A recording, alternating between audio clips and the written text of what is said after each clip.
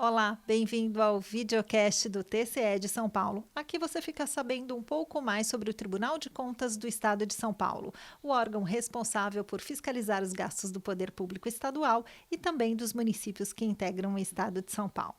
Aqui ao meu lado está a doutora Deise Lins, assessora especializada na fiscalização de repasses públicos ao terceiro setor.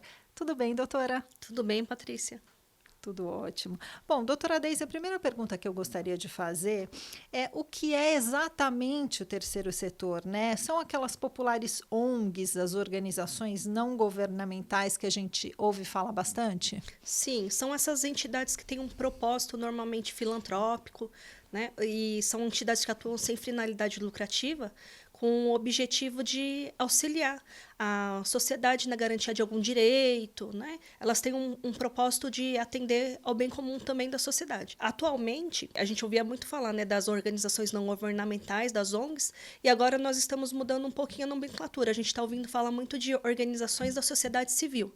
Mas isso é por conta de uma legislação que teve federal, a 13.019, e ela trouxe esses conceitos de terceiro setor e está usando agora essa nomenclatura de OSC ao invés de ONG. Mas não é errado falar de uma forma ou de outra, né? É só uma nomenclatura diferente. Exatamente, é só uma nomenclatura diferente, mas o propósito é o mesmo, a gente está se referindo aos mesmos tipos de entidades. Normalmente são associações ou fundações que têm esse propósito. E, doutora, quais são as áreas mais comuns de atuação dessas organizações da sociedade civil?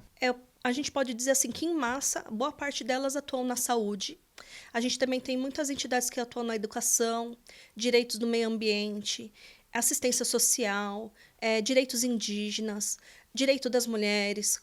Muitas entidades atuam no combate da violência contra a mulher. Inúmeros direitos, né, que, na verdade, também o Estado tem o dever de garantir, mas essas entidades elas também se propõem a auxiliar nesse fim. E por que exatamente a gente precisa dessas ONGs? O governo não conseguiria fazer esse papel que essas organizações fazem? Essas entidades, elas desempenham um papel muito específico. Hoje em dia não compensa para o governo, para um estado, para um município, montar toda uma estrutura, um aparato para desempenhar esses papéis. Por exemplo, se a gente tiver uma entidade que atua na defesa dos direitos da pessoa com deficiência, tem toda uma estrutura de pessoal, de equipes, do serviço ali que é colocado à disposição da população, que normalmente essas entidades elas já estão prontinhas com aquele propósito. Então é muito mais fácil para o governo e também mais ágil repassar o dinheiro para essas entidades e elas, como elas já têm a expertise necessária para executar, elas se responsabilizam por atender a sociedade.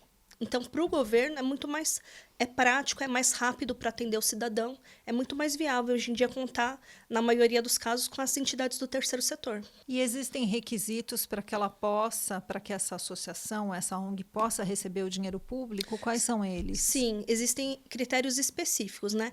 Para você repassar dinheiro para uma entidade do terceiro setor, nós temos assim uma série de normativos jurídicos, de regramentos para que esse dinheiro chegue nas entidades. Mas, via de regra, é importante que o governo, né, dê oportunidade para todas as entidades que atuam em determinada área, por exemplo, né, na assistência social, a todas aquelas que atuam na área são sérias e promova, por vezes, um chamamento público para dar oportunidade de todo mundo participar para executar um determinado objeto. E aí, sim, com base em critérios previamente definidos e tornado transparente para essas entidades, o governo ele dá a oportunidade de que todas as entidades tenham de executar um determinado papel, atender uma finalidade pública específica, de executar, e ele vai selecionar a melhor, mas assim, de uma forma transparente, impessoal, com base em critérios objetivos, mas de uma forma que dê oportunidade de todas elas a participarem. E eu, como cidadã, posso indicar uma ONG, que eu conheço o trabalho, por exemplo, de uma ONG, eu posso indicar? Então, de forma subjetiva, é mais difícil, né? Mas nós temos a Lei 13.019, que é uma lei que a gente chama de Marco Regulatório do Terceiro Setor. Ela propõe que, se a sociedade, porventura, ela tem uma ideia para resolver um problema que está ali na sociedade, ela tem conhecimento daquela dificuldade, ela pode se organizar e fazer o que a gente chama de manifestação de interesse social. Então, de uma forma organizada, ainda que não tenha uma ONG, uma SC propriamente constituída, a sociedade ela pode se organizar e levar essa demanda para o poder público, e aí ele vai se encarregar de promover um chamamento ou de algum critério específico para selecionar essa entidade. Mas sempre a gente fala que tem que sempre observar os princípios da administração pública também, porque o dinheiro é público. Então, por isso que eu falo que a gente tem que observar sempre o princípio da impessoalidade, da transparência, da eficiência, eficácia, todos esses princípios. Tem algum exemplo de entidade, doutora? Tenho. Por exemplo, nós temos hoje em dia muitas entidades que atuam no combate da violência contra a mulher. Então, são instituições, por vezes, seríssimas, que têm uma estrutura, tem um abrigo, que tem que proteger aquelas vítimas de violência doméstica, tanto pode ser mulher, criança, adolescente, idoso, quem esteja passando por aquela situação. Então, elas dispõem de abrigos específicos, psicólogos, também precisam de pessoas para auxiliar na parte jurídica, da defesa dos direitos dessas pessoas. Então, esse é um exemplo assim, de uma entidade que atua no terceiro setor. Essa entidade está exercendo o papel de garantir o direito de proteção dessas pessoas que sofrem a violência doméstica. Então, por esse papel, é importante que o poder público conte com essas entidades, então ele repassa o dinheiro para essas entidades, para elas exercerem esse papel. Esse é um exemplo, né?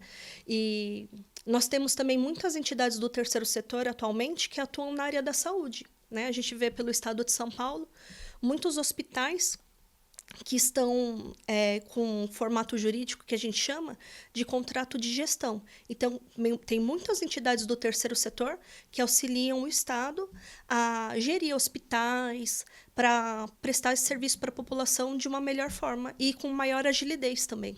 Entrando um pouquinho mais aí na participação do TCE, o que é o painel do terceiro setor do TCE de São Paulo? Gostaria que a senhora explicasse para o público. Ótimo.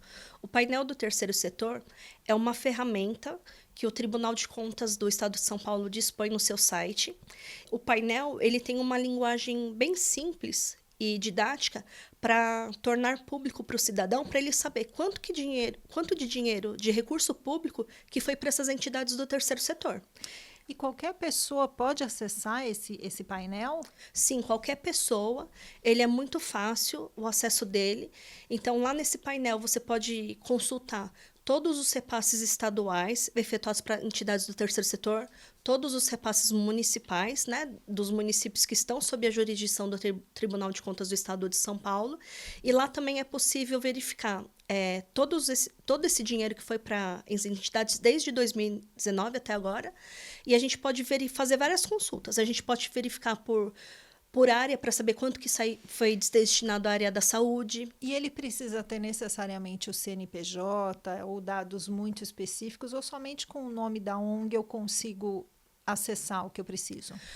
É possível consultar pelo CNPJ, mas assim, é mais fácil ainda consultar pelo nome, né? Que o propósito é justamente esse. É bem né? simples a consulta. É ser bem simples. Então, o painel você pode fazer assim, vários tipos de consultas, mas assim, ele tem uma linguagem assim, bem tranquila, né? Bem.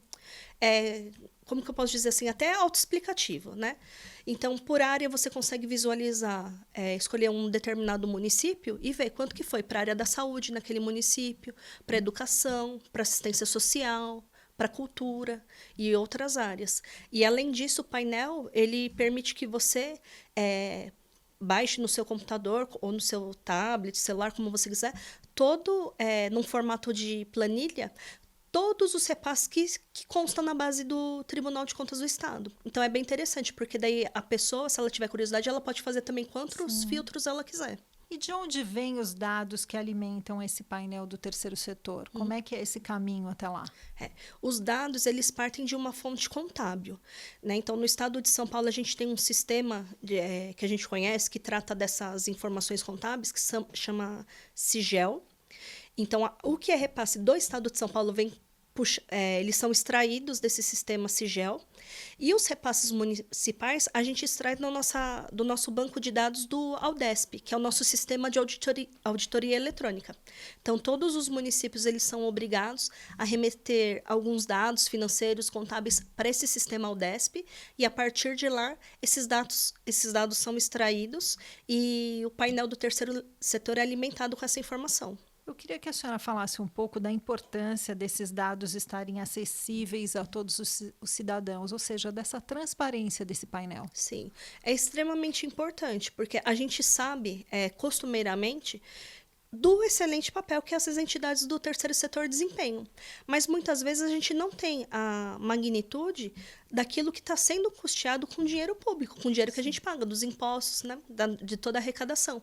A gente, muitas vezes, tem uma entidade do terceiro setor do lado de casa e não tem nem ideia se aquilo ali está sendo custeado com recurso público. Então, é interessante, né?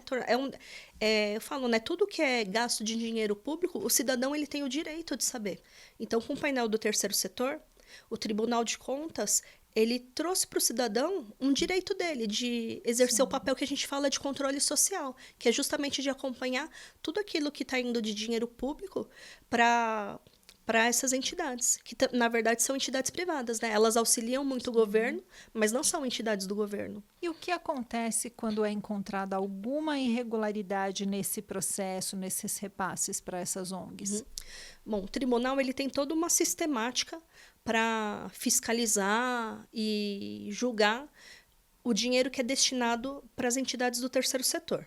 Então, tem duas situações. A gente pode verificar falhas no que a gente chama lá no tribunal de ajuste, que na verdade é um instrumento jurídico, como se fosse um contrato, semelhante a isso, que diz as regras de como a entidade do terceiro setor vai executar aquele objeto, quanto que ela vai receber, em que período, tudo. Então, esse é o momento, uma análise que o tribunal faz, mas o foco maior também é analisar o que a gente chama das prestações de contas. Então, o Tribunal de Contas quer saber como que foi gasto o dinheiro, se ele foi gasto de acordo com o regramento do órgão repassador, se atendeu à finalidade pública, né? Aquela atividade social e pública que a entidade se propôs a resolver, se a população ela foi devidamente atendida.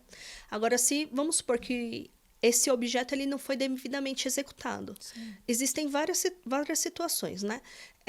Em alguns casos, o Tribunal de Contas pode até determinar a devolução da quantia que foi repassada para a entidade do terceiro setor, né?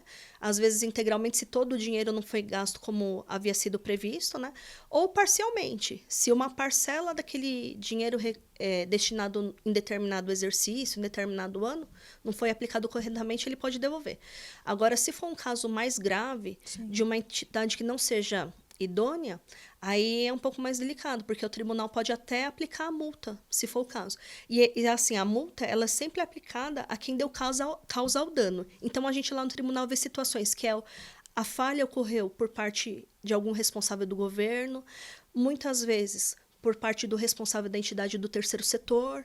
Então, tem que ter esses cuidados. Tanto pode, então, o tribunal determinar a devolução da quantia, ou, além disso, também aplicar multa se for alguma falha muito mais grave. Lembra de algum caso que isso tenha acontecido de forma bem emblemática? Lembro. Tem um caso que passou há alguns anos no tribunal, que era uma entidade do terceiro setor que ela começou a receber muitos recursos públicos, né, numa determinada região do estado, e o tribunal ficou de olho pelo volume que estava recebendo, né, por uma questão de materialidade, e quando foram analisar os documentos, os nossos agentes de fiscalização perceberam que a entidade não estava gastando todo aquele dinheiro como deveria, infelizmente.